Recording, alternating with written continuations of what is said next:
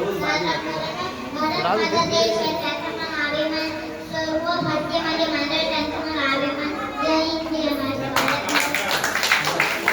Yes, next.